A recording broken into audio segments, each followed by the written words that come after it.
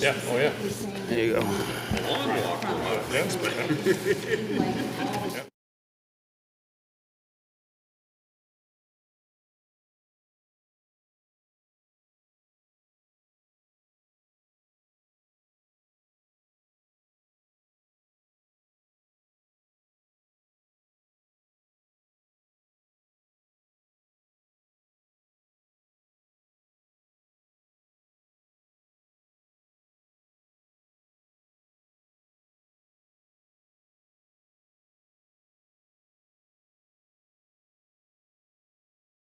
Good evening. Oh. All right, good evening. This is the Wolfeboro Planning Board meeting for Tuesday, November 19th. See what you did. My name is Doug Breskin. I'm the chairperson of the board. To my left, we have Peter Goodwin, Roger Murray. Leanne, do you Steve know what Webster Trump is stands? vice chair. To my right is Kathy Barnard, Jane Nielsen, Brad Harriman is a select board representative, and Julie Jacobs. The first item on the agenda this evening is a preliminary design review consultation for Jonathan Streeter and Stephen Marino, a boundary line adjustment, 545 and 543 Forest Road, tax map 199-12 and 199-13. Randy, would you like to speak to that?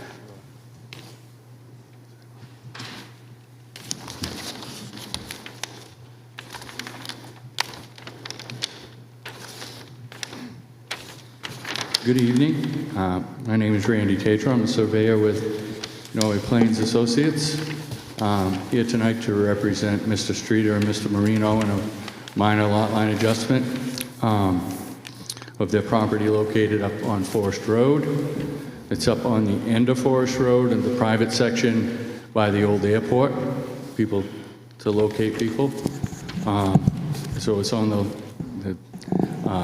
north side of the old airport.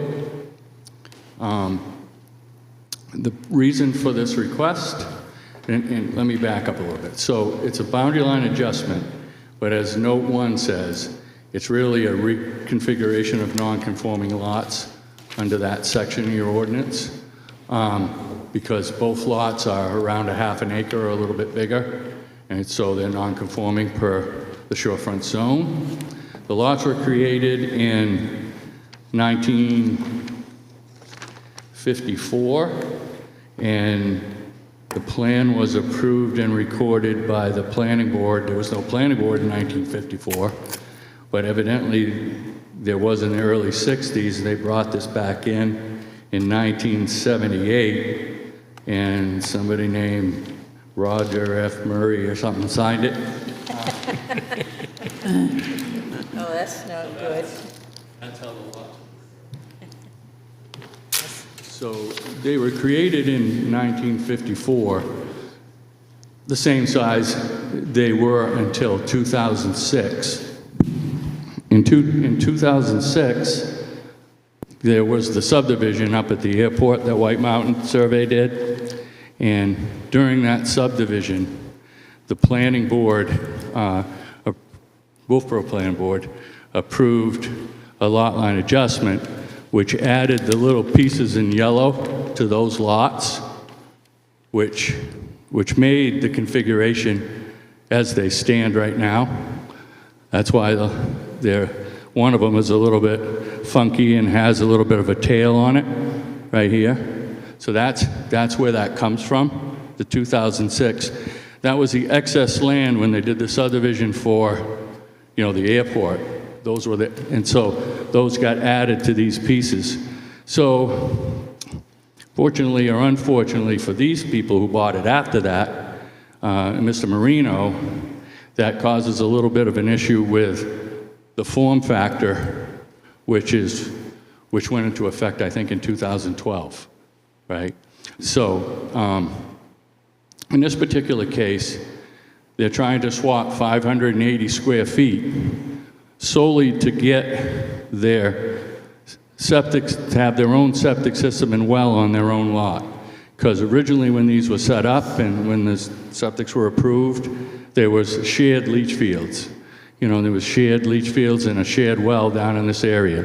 So we've been working with them to be able to create a new septic design for this fella so he can have his own septic and his own well. And Mr. Streeter, we just did a shoreline permit so he can have his own well, and he's doing a garage down in there.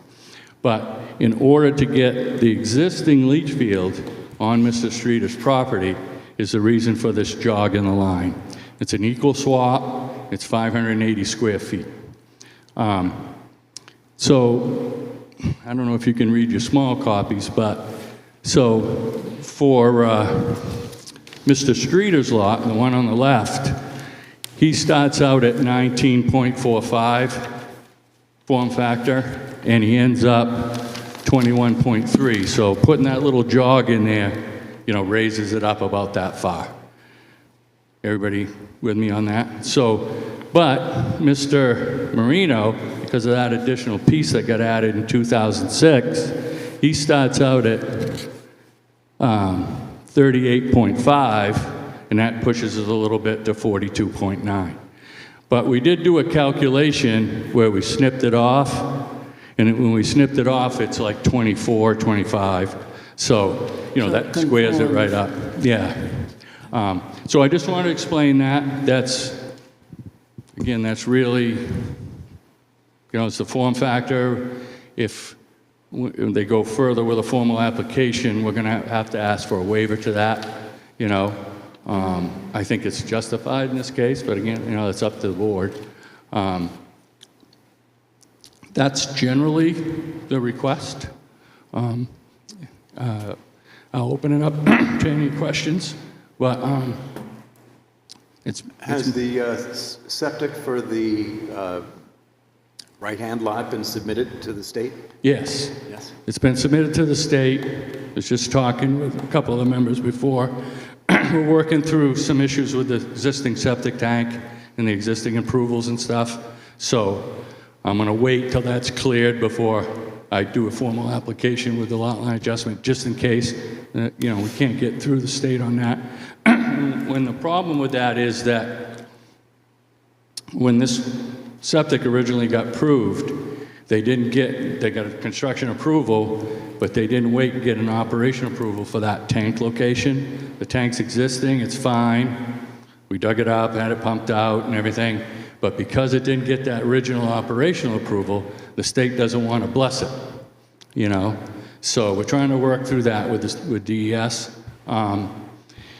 But the rest of it will end up, if we can do that, the rest of it will end up with people having their own well and septic system on their own lot, which is, you know, is what started this. And is there any concern for setback between the existing septic field and the proposed new lot line? No, that hasn't been questioned. There's enough separation in there to be able to do that. There's a septic system already with the state, and there's already a shoreline permit as well for Mr. Streeter's property. So this is just to get the fee title, have the septic system on his own property, you know. It's not really it's just the leach field part of the septic system. When Mr. Marino bought it, there was a septic system. I think Mr. McConkey did a septic system out there just to prove it could be done, but now we've had to redo it to get it approved. It's in this area up here. So that's generally it. That's the reason for the swap of land. Again, It appears that the driveway crosses over the right-hand property to access. There's an access easement in the deeds for that. And will the easement need to be modified as a result of the boundary line adjustment? I don't believe so. It will stay intact. Okay. It runs with the property. Again, it's two separate owners, so there'll have to be exchange of deeds for that. It's not like there's one owner and once we approve it and get it recorded, it's the way it is. But that's the way they were set up originally again. So there's a right to pass. Mr. Marino has a right to pass over Mr. Streeter's property. No specific width, but that's where it is. Are they going to continue to use that existing driveway and not put in a new driveway? Yeah, they're not going to put in a new driveway. If you saw topography there, you'd know why. That's about the only place that they can they can get it in there. You know that area a little bit, where the old seaplane lot was and stuff? Yeah, it's pretty steep. Yeah, so that's going to remain, so that access way is going to remain. It's really the only thing they'll still have in common, but they really can't change that. There's no, plus the septic systems are in this area too, you know? Well, that was what I was wondering. Where's the current well? The current well is located down in this area. I don't have a copy of the septic system with me, but that is currently shared by both of them. And Mr. Streeter's going to put he's going to put his own well in the middle of his property. And so the right-hand one will use Will be just for Marino, yeah. That was something they discussed between them. Nowadays, they've taken that onus a little bit more off of the septic designer and more on the well driller, you know? So that's good, I like that. But that gives us less liability on where it actually gets dug, you know, or drilled, so. Randy, I think you mentioned that Mr. Marino has an easement from Mr. Streeter to cross the property. Does Mr. Streeter have an easement from Mr. Marino as well? I think it's a cross easement. Okay. I can double check that for the regular meeting and provide that. I think that there is not only for Mr. Streeter, but I believe it's for the next person over as well. Because this continues, this is a little gravel road. This continues, and some of the people have their driveways off that further down. But I believe that both of these have the right over each other's, and I'll double check, because I think these people ended up not needing this anymore, but the gravel base is still there. That's why it shows on our plan. That's a good point. I'll double check who has the rights over that. That's not going to change as part of this application, but. I have a question Sure. in that, you know, if this boundary line adjustment is made, is there a requirement for the planning board to really say where Marino is going to put his septic system? And I just sort of have this feeling that if we make this adjustment, then it's their problem or his problem, not that the planning board doesn't need to worry about it. I don't think it's the planning board's problem, but I can certainly bring a copy of the hopefully approved septic by then. But if we make this adjustment, he still has to have a septic system, and he has to deal with that issue, Right. which apparently he's dealing with. Right, and again, they don't have to convey it, even if you approve it. You know what I mean? If something came up, they wouldn't have to convey the pieces to each other, you know? So, but the plan is obviously to get the septic approved and then convey it to each other. I mean, we shouldn't be approving something that creates a lot that can't have its own septic system on it. Right, and so right now, the rights to go to this are already there, Roger. So right now, Marino has rights to use this septic system even if you change the lot line. So even though it's fully on this piece, or if it's half on this piece, he still get the rights. What they want to do is make sure that the fee title is all on one and the fee title for the other leach field is all on the other. Is that clear? Yeah. So I can certainly bring in the septic design at the final, you know, at the formal application. This was something that I wanted to get started in the system because of the preliminary review by the board now before you submit anything. I guess worst case, if they run into a snag, they just won't submit them, you know, formally. But I mean, I'd say that the issue with the form factor, which is a little Yep. bit more from Marino's property, Yep. is really more an artifact of where that septic system is, and really is not changing the lot in any appreciable way. no, I mean, again, the original lots were like this, you know, that were created. Anytime you make a couple jogs in the line, it's going to raise the form factor slightly, you know. So, but if this tail wasn't on there, they'd both meet it by far anyway. So, again, that's, back when we had the public hearing for it, I think I brought in a plan that had a tail like this on it, and I said, see how it affects it? This is a similar situation, yeah. And then I was told at the time, oh, you know, we can waive that. But, yeah. Any other questions from the planning board? All right, Randy, thank you. All right, thank you very much. So we'll see you again, right, in January? Yeah, so the way we're setting it up now and everything, I'm going to see what the next available TRC will be. Okay. And at the TRC, I can bring the septic in if there's any questions about that. Again, in the worst case that the state just won't let it go, I think we can work our way through that. But, you know, maybe that'll end up being a problem. I think it's kind of ridiculous, but what I think doesn't always matter. Thank you. Thank you, Randy. Okay, thank you very much. All right, the next item on the agenda is the board discussion of the short-term rental public forum that we held last month. Before we get into that, there were some letters that were sent in from the public to the board that the board was able to read for the forum, but they weren't mentioned on the record, so I want to just make notice of them now. The messages we received, one was from J.B. Widener. I'm sorry, it was Janet and Robert Widener. Another from Wendy Rogers. Another from Christopher Toomey. Another from Daniel and Jennifer Widener. From Robert Sterndale. Those are all letters that we received and were read by the planning board. So thank you to the members of the public that contributed those.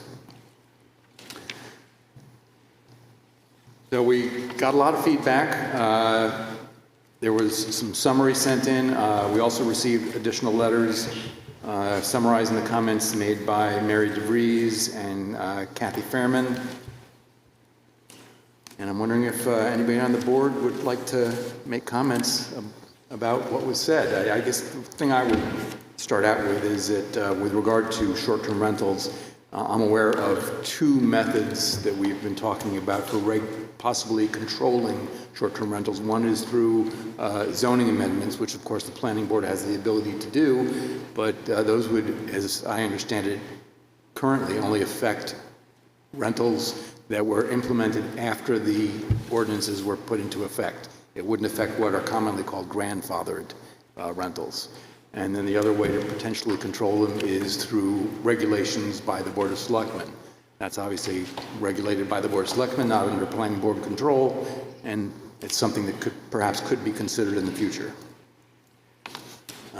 Would anybody on the board like to make a comment? I'd like to say that, first of all, I appreciated, and I think that the board appreciated all the comment that we had from the public session, and that was very valuable. And the other comments that have come in since then are also helpful to try to figure out how we're going to do this.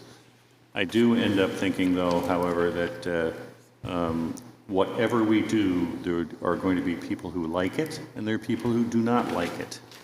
And so somehow we need to find a middle ground, which is going to be not horrible for any group.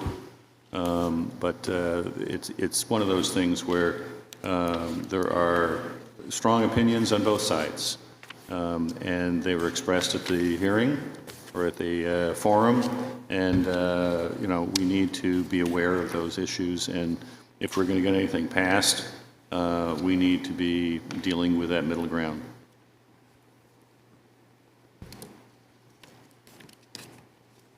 Would anybody else like to speak? I do. I think if nothing else, we still need to have a definition. The sooner the better. Then at least it's defined.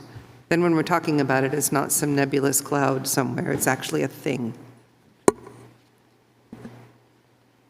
Well, unfortunately, I wasn't able to be present at the forum. However, I did watch the entire forum on the YouTube video, and I made a little tally for myself of the people that were speaking, and I saw roughly 50-50 split between those in favor of regulating short-term rentals and opposed to regulating them. But whether people were opposed or against it, there was quite a bit of expression about the lack of affordable housing for the workforce and others. And that's certainly, I think, an issue that's related to short-term rentals, but somewhat separate. And so I think that at least I think we should certainly encourage more affordable housing. I don't know that it's going to be effective to do that by regulating short-term rentals. That remains to be seen. Well, the first item here at the top of the short-term rental page is the definition, and that needs to be read in conjunction with the dwelling unit definition, which I think we adopted on August 6th. At least it was discussed then, which defines dwelling unit, multi-unit, dwelling unit duplex, and dwelling unit single family. And that the short-term rental definition, coupled with those other definitions, would solve the problem of having the Supreme Court hold that the short-term rentals are permitted uses under the definition of a dwelling unit, which is what happened in Conway. The definition we have is based on the definition in Portsmouth, where the New Hampshire Supreme Court upheld Portsmouth's regulation of short-term rentals as opposed to what it did in Conway.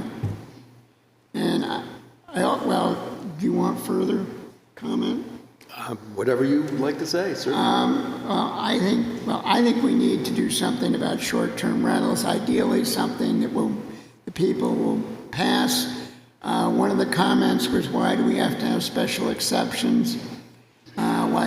And so I would like to suggest in the third paragraph down, it be by conditional use permit. If we do that, we would need to amend the conditional use permit provisions in the zoning ordinance, because they're pretty much geared solely to accessory dwelling units.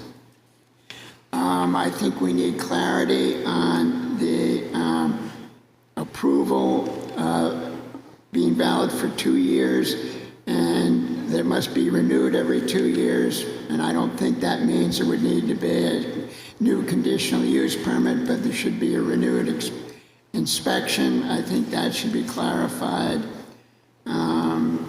And then perhaps in terms of the last item, G, instead of simply saying it's revoked for approval, it's revoked for failure to comply, we could do a 1 or 2 step process where the first time you get a warning, the second time you get a fine, and then the third time it would be revoked.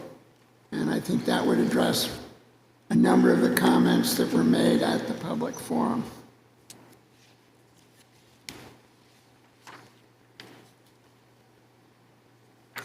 Anybody else? I'd like to comment. We recently attended this past Saturday a conference in Concord for planning, and it was very interesting. There were lots of different people from different towns and communities. I did ask a question about short-term rentals. If anyone had any ideas, please share them. It was interesting about Portsmouth because one of the presenters whispered in my ear to take a look at Portsmouth's regs. So I looked for them, I couldn't find them, and I called over there yesterday, and the girl told me they don't allow them. So that was interesting.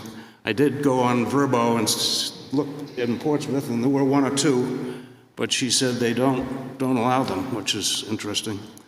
I did a little more homework. Lincoln has a short-term rental regulation that's a 1-pager. Guilford has a 3-pager. So these examples are fairly simple, and I think if we do create something, we want to make it easy to understand and regulate and enforce. That's just my take on it.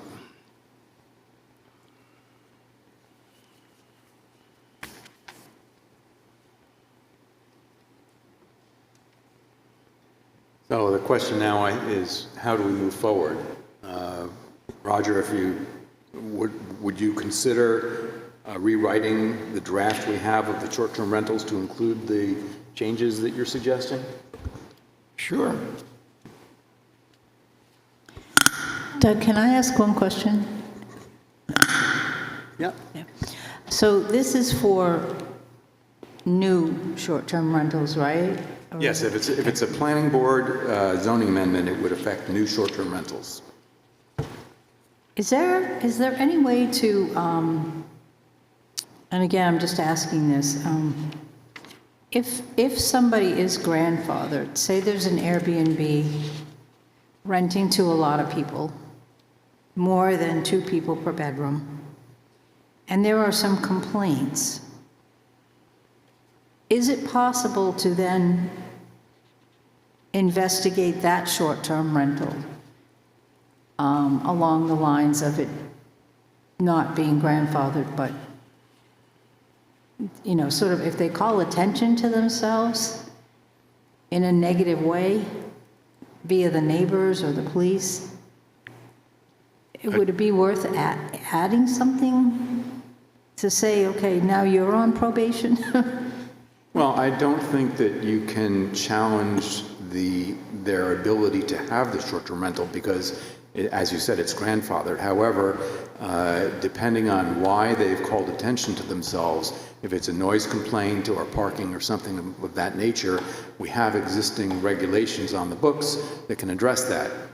It wouldn't necessarily interfere with their ability to operate a short-term rental, but there are means to address whatever the complaint might be.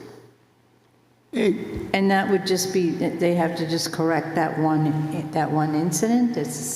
Well, again, it's a wide open question. If you use, for example, we've heard complaints from the public on short-term rentals that have excessive noise. Right. And you would treat that noise complaint the same whether it's a rental or a private residence. It doesn't really directly affect whether it's a rental or not. It's just somebody making too much noise. In order to be grandfathered, the use has to be lawfully existing at the time of a change in use, which made it no longer permitted. And to establish a non-conforming use, you have to show that the use was in existence. It has to exist. It can't be, well, I was thinking about it. So in order for a short-term rental to qualify for as being grandfathered, the property owner would need to come in and establish that, in fact, it had been in existence prior to the change in the zoning ordinance. But zoning can only affect what goes forward. I mean, that's the law. We did initially look into something the selectmen might be able to adopt, and at least what we looked at, that was not possible the way we were proposing it. And basically, we had an opinion from the selectman's attorney that he didn't feel we were authorized to, or the town was authorized to do that. There may be other ways of doing things, like the town has a trash ordinance which can be enforced. We have a noise ordinance, but if you read it, and I do have a copy here, most of it talks about laying rubber in the street and having too loud a motorboat, and you can't run construction equipment between 10 at night and 6 in the morning, except on Sundays. You have to wait till 10 o'clock. But that is not a viable way to really address noise from an overcrowded party spilling out into the backyard at any hour of the day and night.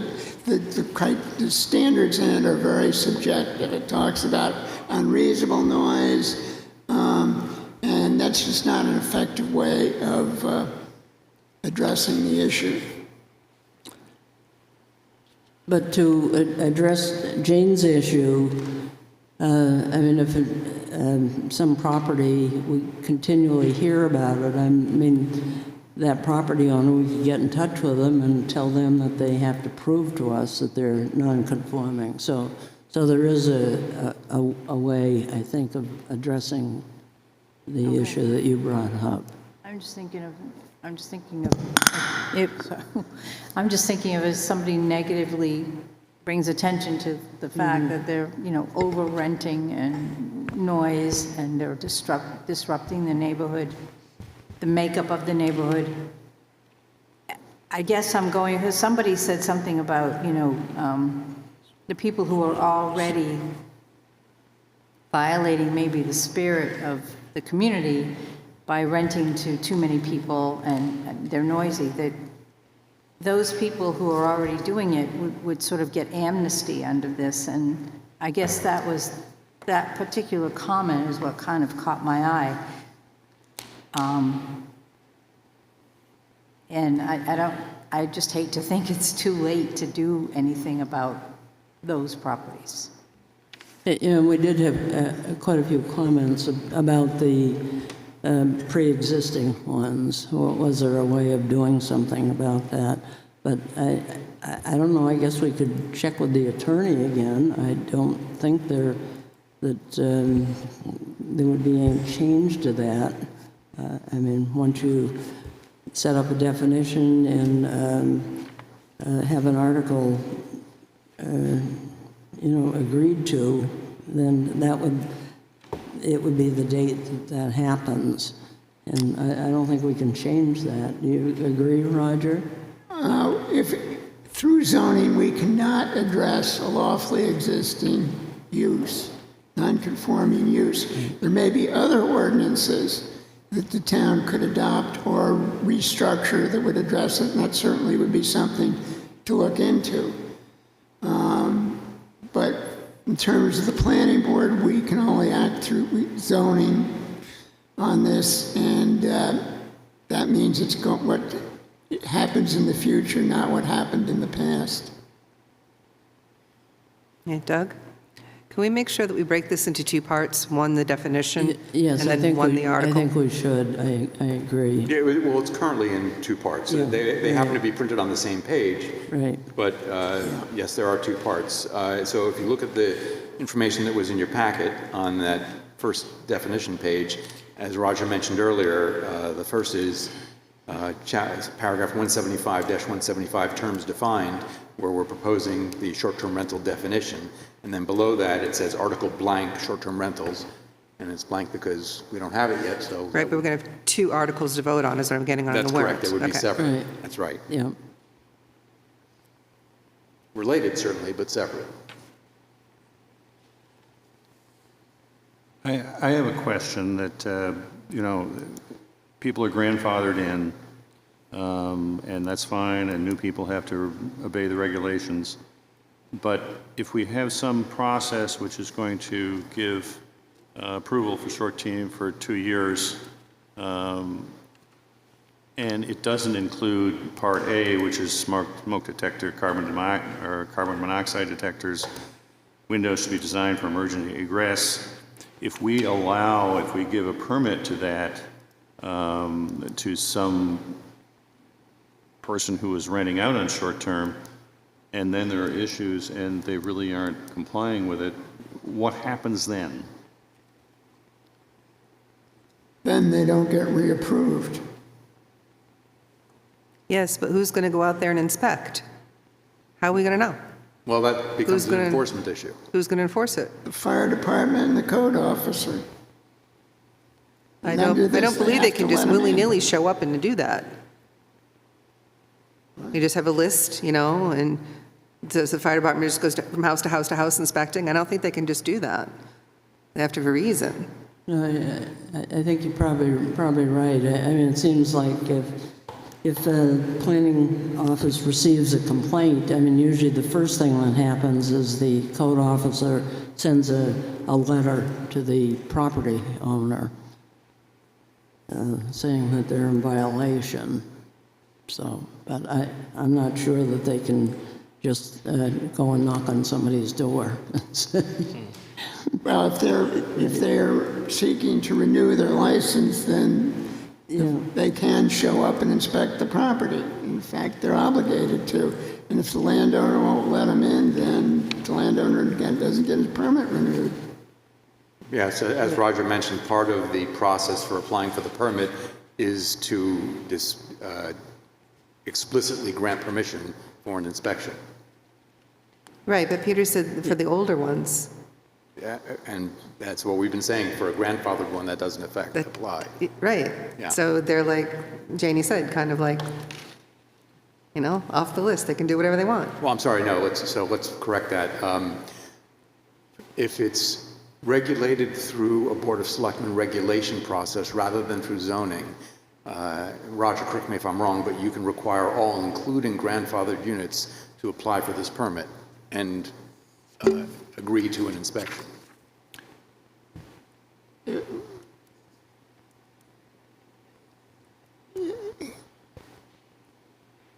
if it's an ordinance of the selectmen, then you would follow the procedures outlined in that ordinance, not in the zoning ordinance.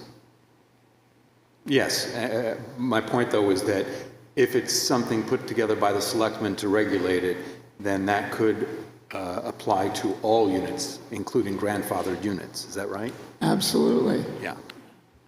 Question was whether the selectmen have, there's not, other than the Portsmouth case and the Conway case, there is another short-term rental case that's not terribly pertinent to the issue. But, so there's not a lot of law, and you've got one school that thinks, well, nothing says you can't regulate them, and the other school that says you have no authority to regulate them. Under zoning, the answer is yes, you do have authority, but in terms of other ordinances that the selectmen might adopt. Yeah, well, we're not talking about the selectmen, I mean, we're talking about the planning right now, aren't we? Yes. Yeah, okay. Okay, well, again, I'm not sure that the code officer has the authority. I mean, the first part of the enforcement is that you have to send a letter to the property owner. That's the first part. And that ordinance was, or that procedure was actually adopted by the Board of Selectmen back quite a few years ago. So I think that would be the first step. Well, if somebody wanted to establish one, they'd have to come in and get a permit and then be inspected. Yeah, that's true. And if somebody said they were grandfathered, they would need to come in and establish that, in fact, it was a pre-existing use. Okay, well, I was just looking at the short-term rental article here, and just saying that if there's an enforcement issue, that the first step that the code officer takes is to send a letter. Yeah. Not to go knock on the If there was a door. violation right. of an approved short-term rental, that would be, yes, that would go through the planning, the code officer and the enforcement process. I'd just like to suggest that if you look at what VRBO and Airbnb are requiring of the people who are renting their places, I think that most of the things like smoke detectors and carbon monoxide detectors, fire egress, and those things, and fire extinguishers are basically expected by the renter. And so those are not onerous. And therefore, they should not be an issue for any of these people as they are saying, I'd like to rent my place, because they're having to abide by that kind of regulation anyway, according to the people who are helping them to rent it.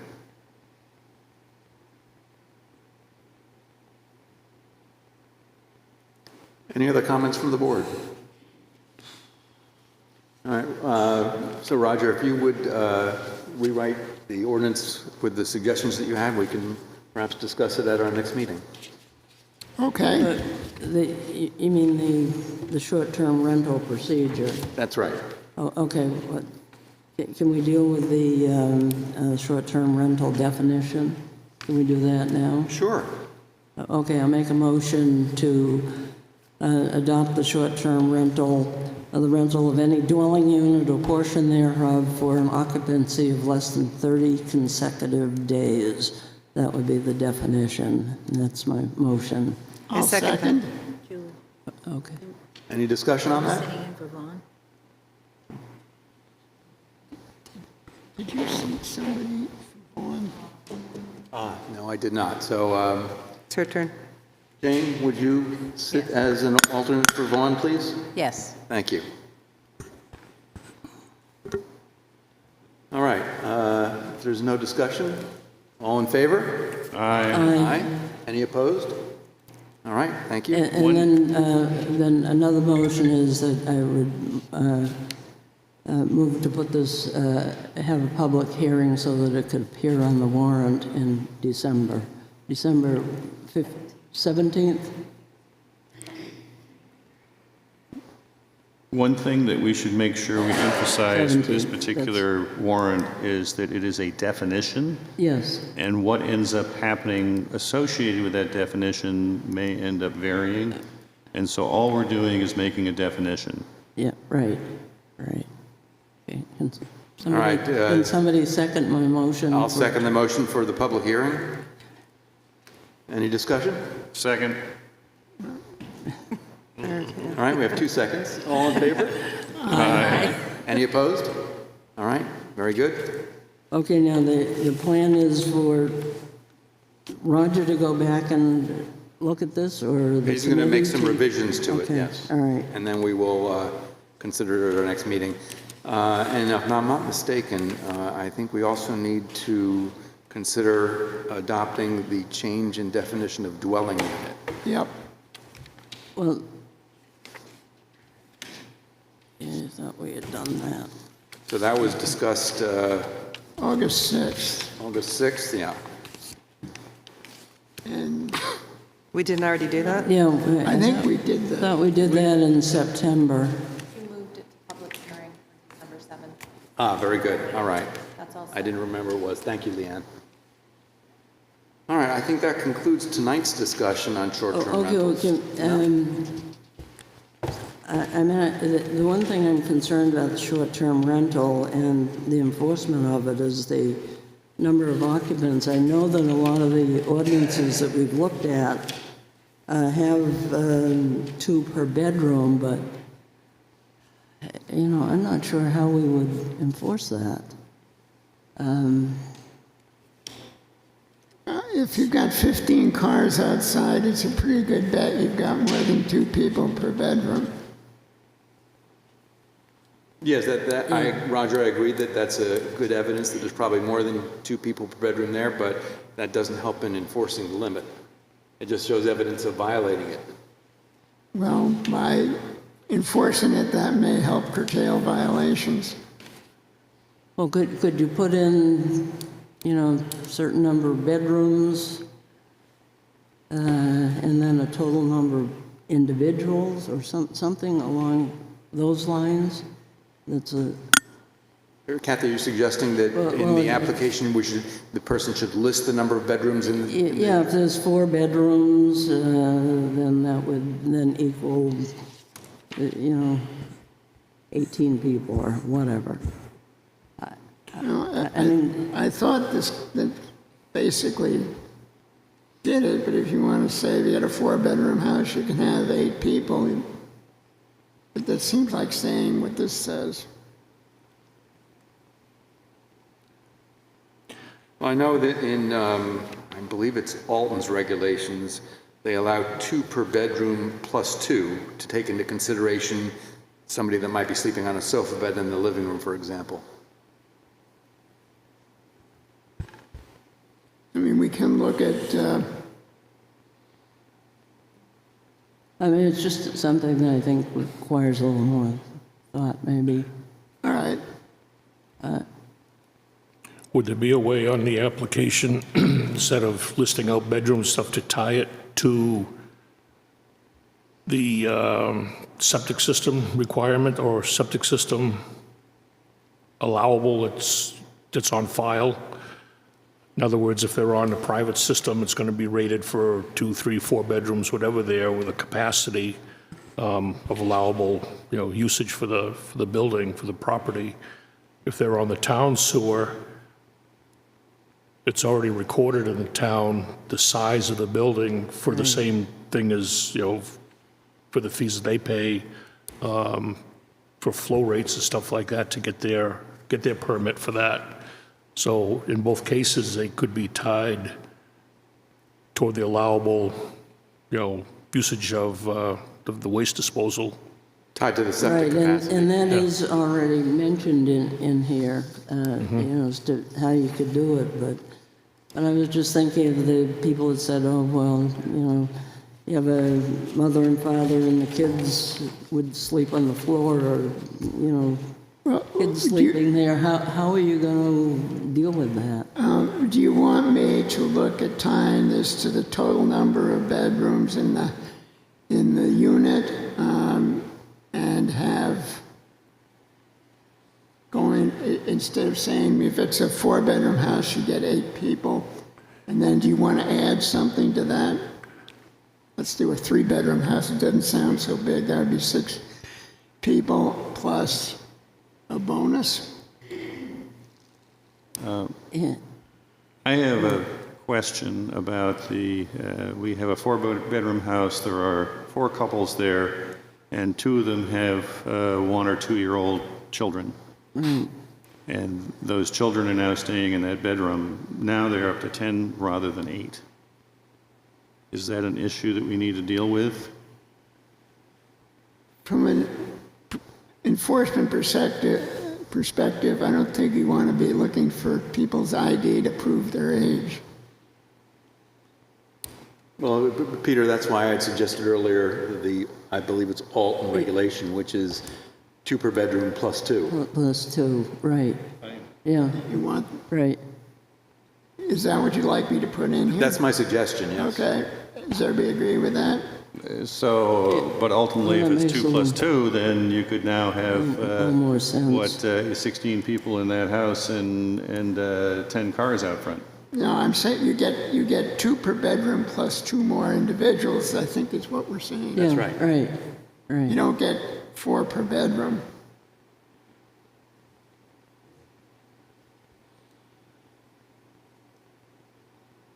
Okay,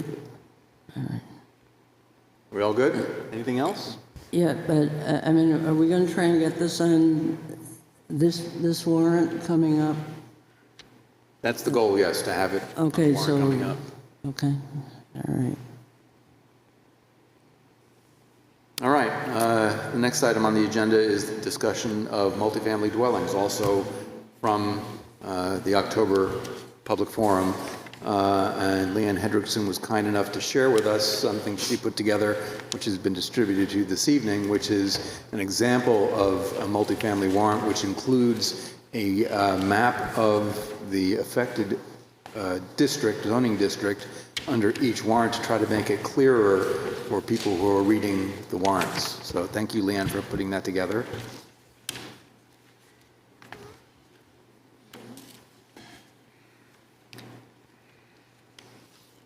Is this type of thing going to be able to be in, I'm sorry? is this type of thing going to be able to be in the ballot? Well, that's With the a picture? the thought, that it might be. I don't know if it's possible to Yeah. do that, Yeah, I don't I'm not sure that it is but it either. certainly could be in a voter's guide, for example. Right, and it could be put on our webpage. That's right. Can be on our page.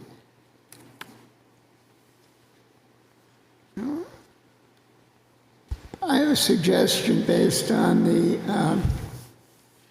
discussion at the forum. It seemed that the housekeeping type things were, people found very confusing, and I wonder if we want to just not proceed with them this year. No. We did that last year, Roger. We need to continue. But what I'm talking about are the ones that make no substantive changes to the ordinance. The ordinance, the multifamily will be just the same as it is now, except it will not specifically state in the affected zoning districts that it's a permitted use. But it will not affect people who want to have multifamily dwellings in the town. Right, but we've been working on this for several years to get this fixed. I don't see any advantage to keep putting it off because somebody doesn't understand it. I would think that we would be teaching people as we go along to finally get it that this is housekeeping that needs to be fixed and that it will benefit the users in the end, so they'll understand it a little bit better when it's time to come for a permit. They'll know what they're reading. If we're confident in the intent of the warrants, and the only problem is people understanding it, then our goal then is to make it so that people understand it and explain it perhaps in a different method than we've done in the past, to try to make it more understandable. But if, as was suggested, you put, the ordinance with the changes up in front of in the warrant, I think that will make it more confusing because you've got a whole list of permitted uses in each district and you're changing one thing, but to get people to understand it, I think it can be more difficult. And I think that after what happened in 2023, we want to move slowly and build back the public's confidence in the board. I'm not sure that we lost confidence, Roger. I think it was a blanket vote no. Well, Not that everybody hates us. Historically, planning board warrant articles generally passed 800, 900 to 300 or 400. In 2023, it was 1,000 something to 400 against. Nothing has ever been defeated by that margin in the history of zoning in the town of Wolfeboro. And I think we need to take that into account, see what the public was telling us, and work to regain the public's confidence. I agree that we, as the vote that Roger described, did indicate a loss of confidence in the planning board, although not necessarily specifically with regard to an individual warrant.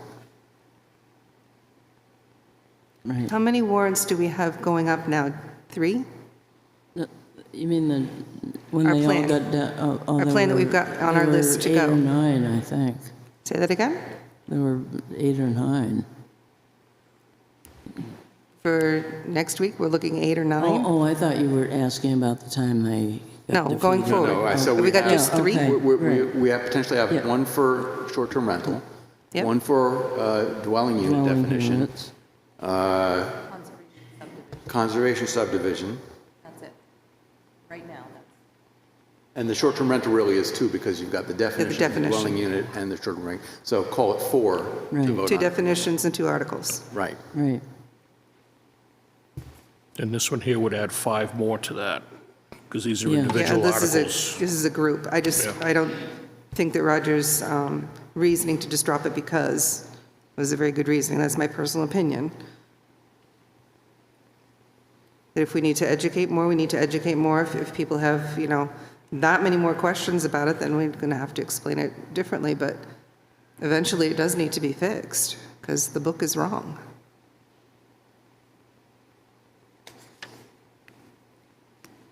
Well, one of the ways we can try to educate the public and get the feel for it is through a hearing. An official hearing, that is. And if it's way out there, then we can say, whoop, we're not going to put that on the warrant because that's still coming. We've hashed this over so many times now, and Leanne's got pictures to go with it. It's really cool. I don't think it can get any more self-explanatory. You have to read it, every single page. You can't just wing it because it's got too many moving parts.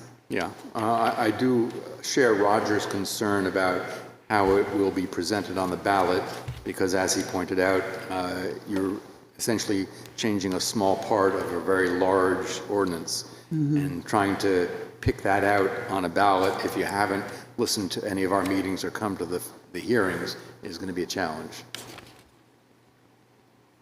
And I would guess that applies to the majority of voters. Right.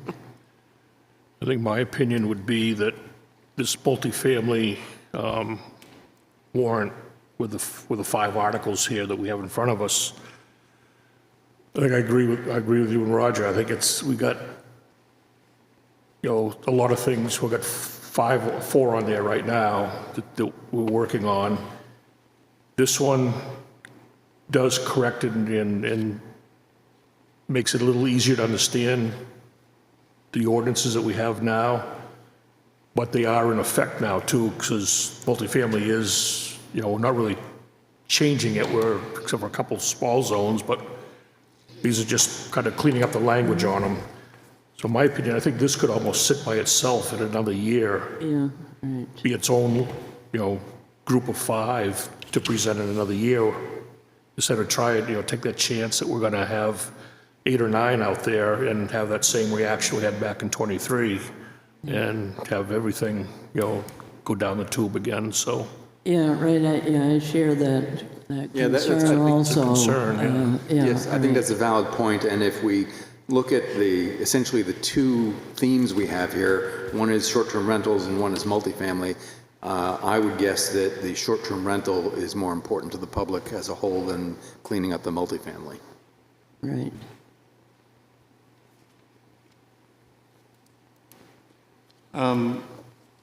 The piece that we have here, which is 4 pages or 5 pages, trying to explain the multifamily warrant, I think there's a minor change which would make it perhaps clearer. On the first page, it says the residential district is depicted by R. General residential district is by GR. You then end up finding that the next page does not have those definitions. And I just would add, if there's the village residential in that map, it should be included as a definition, because I may not be thinking I'm going to go back.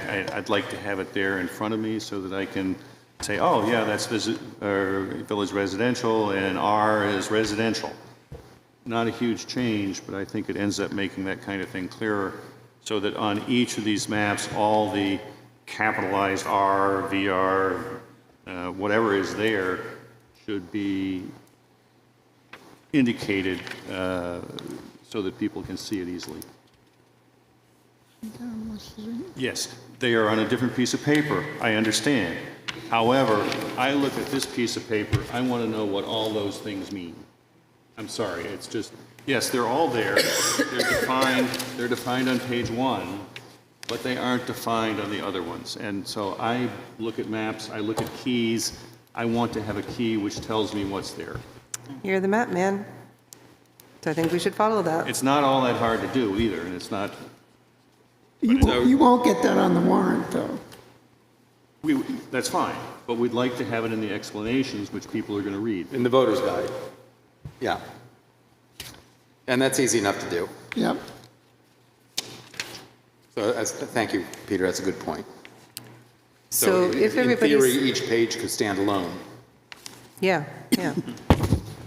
So if everybody's feeling like we have to push this off, could we like stick this on like the January bit at our first thing, since it's been several years now, that it should be first in line now and not end up at the end of the list every time, so that, a hearing can be done in the spring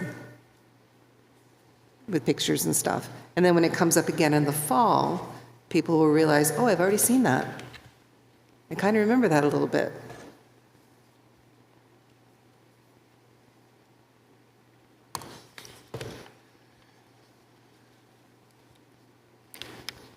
All right, does anybody care to make any other comment or a motion?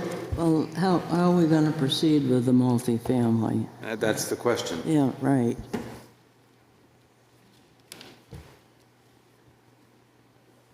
So I would suggest that we do put the multifamily off until after the next election, and we focus on the short-term rental. Does anybody have any thought? Please make it first. I'm sorry, make what first? Please make this the first thing that we work on, so we can do it, get it over with, and get it done. Yeah. The first item on the next year's work plan. Does anybody have any comment? I think we've got what we're trying to do. I think the issue is how do we present it so people understand it. Right. Yes, I agree. Yeah. I mean, I think,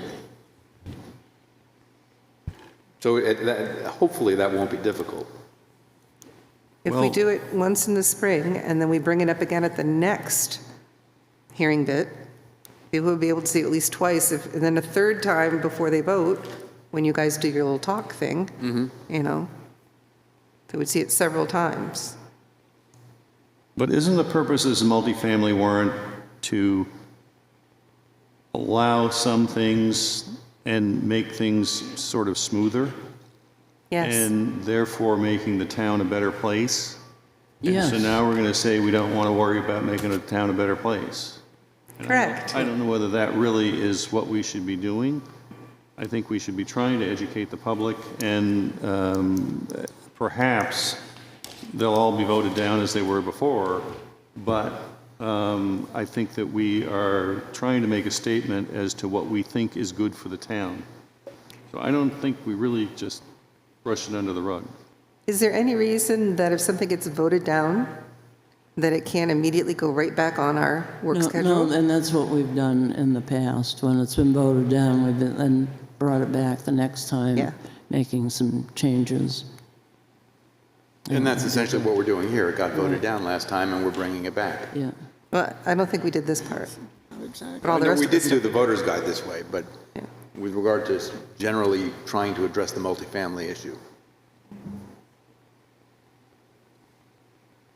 So I hear people that want to put it off and people that don't, and I don't have a good feel for what the majority is amongst the board.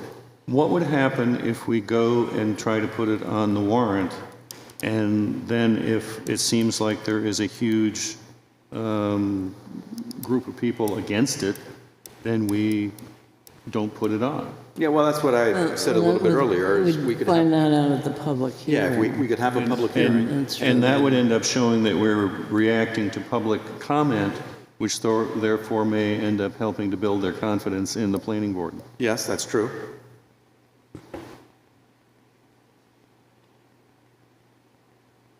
All right, well, I don't believe that if, excuse me, let's do this from a positive perspective. If we move forward, I believe the existing warrant as we've drafted it is sufficient. I don't think the warrant itself needs any changes. I think it's the voter's guide that we're primarily talking about changing. So would somebody like to make a motion? Well, I'll make a motion to take the multifamily warrant and have a public hearing on December 17th for the purposes of possibly being on the town warrant in 2025. And I'll second that motion. Any other discussion? All those in favor? Aye. Opposed? None? All right, thank you, Kathy. And I think that concludes the multifamily discussion. Next item on the agenda is the 2025 Planning Board and TRC meeting schedule. And a copy of that proposed schedule is in your packet.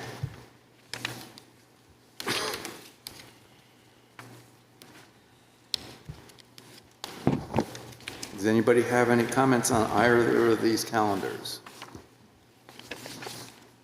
I had a question about who made the decision to move the submittal date. Is it?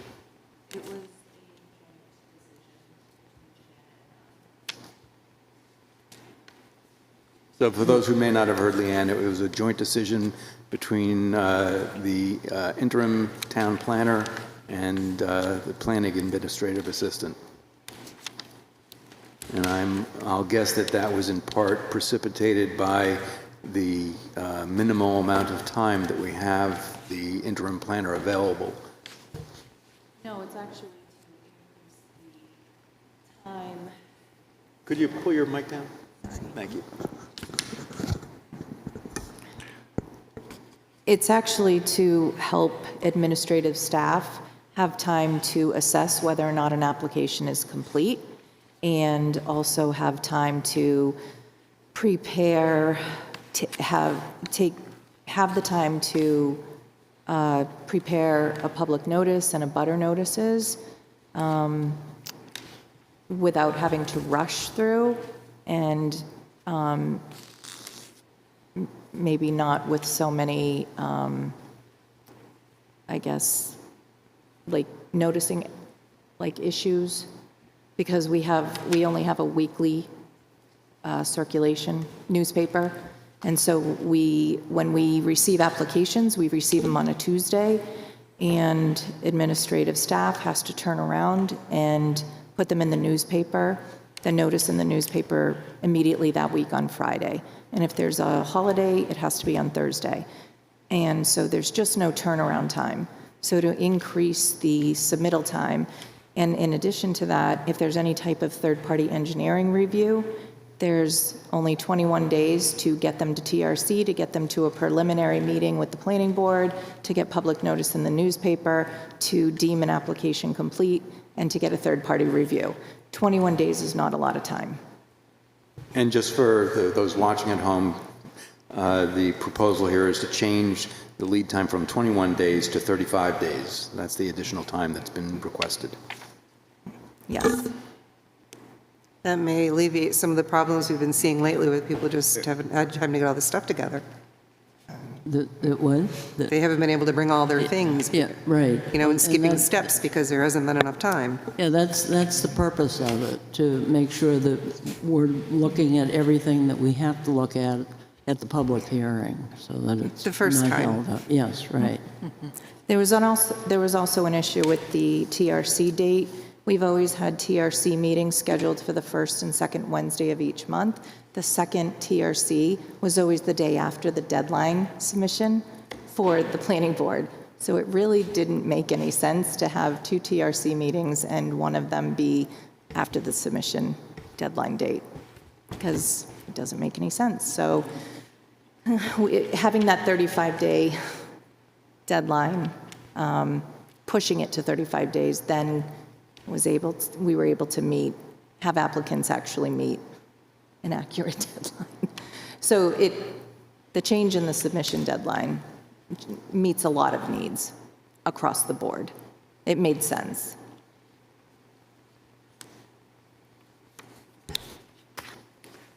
All right, do we need a motion to approve these schedules? Yeah,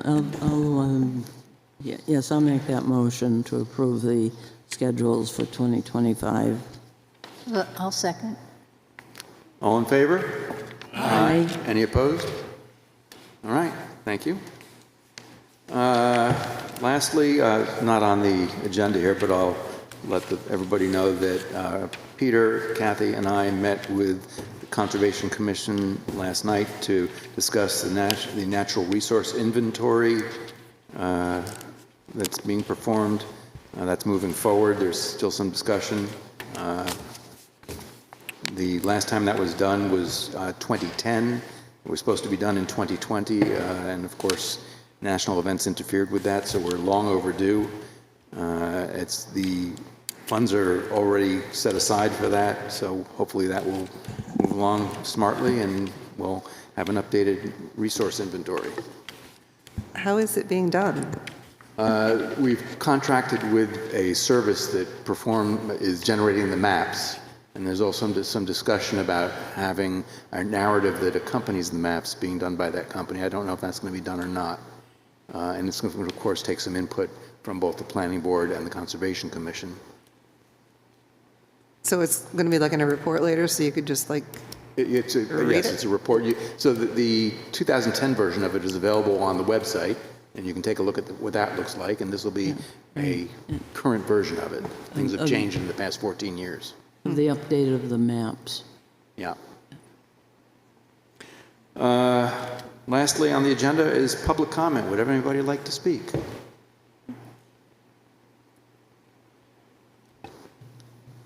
Yes, hi. I'm Silka Sula. I'm a Wolfeboro resident currently at 28. I'm sorry, could you say your name again, please? Silka Sula. Thank you. I'm a Wolfeboro resident currently at 28 Winter Haven Road.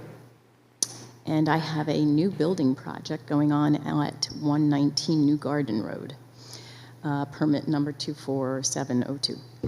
I'm coming up on the finishing line, maybe February or March, hopefully a certificate of occupancy. I am here about the impact assessment fee that is required before getting that COA. It's my understanding, and this is my summary, the permit is to assess impact of the construction project on the school system. There is a section in that article, section 175, 173.9, that allows for waivers. And my summary again is if you're over 55, and then there was like terminology about if the construction project is something in the effect of a retirement facility. I am over 55. It is not a retirement facility, but it is a one-bedroom house. And so I am requesting a waiver from that fee. There's no provision to request that waiver. I talked to the planning department, so she said, come here and talk to you guys. I apologize, I'm not familiar with it enough to answer. I'd have to look into it. Anybody else on the board here familiar with it enough to? Well, having just paid an impact fee, I can tell you it's pretty steep. It's very steep. Very. I'm looking at 4,100. Yeah, that's exactly what it, Yeah. But you're like done all the permitting process, right? So there's nothing else you have to come to the board from, so there's no way to attach a request to any paperwork because she has no more paperwork coming in. Normally it would be like, during an application process for a waiver. So no, well, it's, you Occupancy. have to, in order I'm to get told your the fee CO, is- you have to yeah, I'm pay told the fee Right. is levied when, just before the certificate of occupancy is given. Right, but what I'm saying is usually the waivers are attached to your application. That's when you ask for the waivers. No, it's not that way. It's not Yeah. set up that way. So that's what I'm saying. Where do you put it? No, I like a think waiver now. It's like, what what do you Julie's saying think is about that normally waivers of any kind would be attached to the application. Yeah. But in this instance, there's no provision There's no, No, doing they that. don't, they don't put it out there because they don't want you to ask for a waiver. That's why it's not like out there in black and white. They prefer you didn't ask. Yeah. They prefer you just pay. The only thing I can suggest to you is that on Thursday, when our interim planner is in, that I will go in and speak with her and try to learn more about what your issue is. Sure. And you're welcome to speak with me. It doesn't need to be here during the meeting, but if you want to give me some background on what you're trying to do, I'd be happy to look into it myself. Okay, thank you. But, I think we should have, it seems to me that maybe since I've been on the board, or at least I saw there was an application from somebody, I want to say it was on McManus Road, but that probably is not right, but he submitted something in writing that addressed the criteria in the ordinance. And I think as a minimum, we would need that.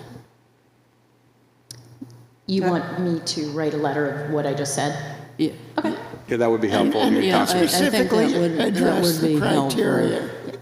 Because we didn't know you were going to come, so, I'm not in a position right now to recall whether there is a waiver. I don't believe there is, but, to look at the ordinance, so that would be helpful. If you could just send it to the planning office, okay? Okay. Doug, would this be a good question for the lawyer? I can't answer that, Yeah, not right, being I don't- familiar with it. So I think the first step is if you'd be kind enough to document what it is, and we can look right. into it. And once we look into it, we can see if it's something for the lawyer or not. I don't know the answer. Are you close to getting a certificate of compliance? I'm coming up on the finish line, but February, March. There's Yeah, little time, okay, but that's why I came today. Yeah, okay. We've got some breathing room. Yeah, okay, all right, I think that would be good. Good. Thank you. Thank you. Anybody else?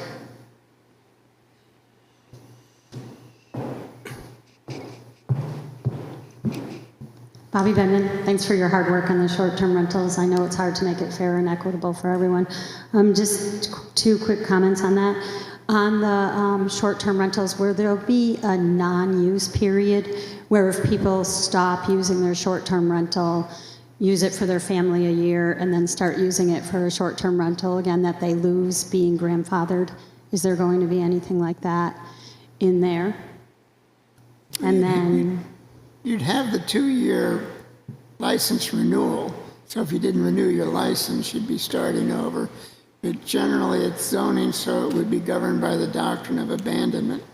under a zoning ordinance. But there are people who are grandfathered if they stop using it as a short-term rental, not about the, I'm not talking about the new people with the sort of permit process, but the people who are grandfathered right now, say their family moves in for a year and then moves out a year later, they technically stop short-term rental usage. I believe, Roger, correct me if I'm wrong, I think you'll know this answer, that for any use, whether it's a short-term rental or any other use, Okay. if you, as Roger mentioned, abandon that use, I believe it's for 2 years, 2 years. then it's considered an abandoned use and no longer grandfathered. Is that right, Roger? Is it 2 That's years? the doctrine of abandonment. Yeah. And if you abandon a use, it can lapse. Okay. And then the second is, Brad, thank you for bringing up the septic tanks. I know that on our shoreline, and I'm sure you know this with the lake, that sometimes the 2 per bed plus 2 exceeds the septic around the lake.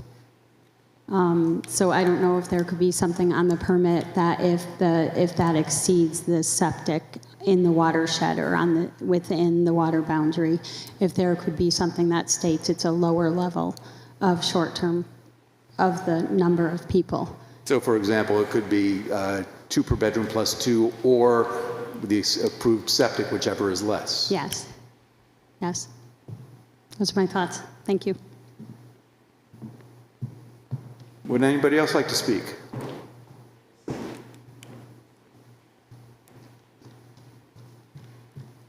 Hello, Ann Donati on Forest Road.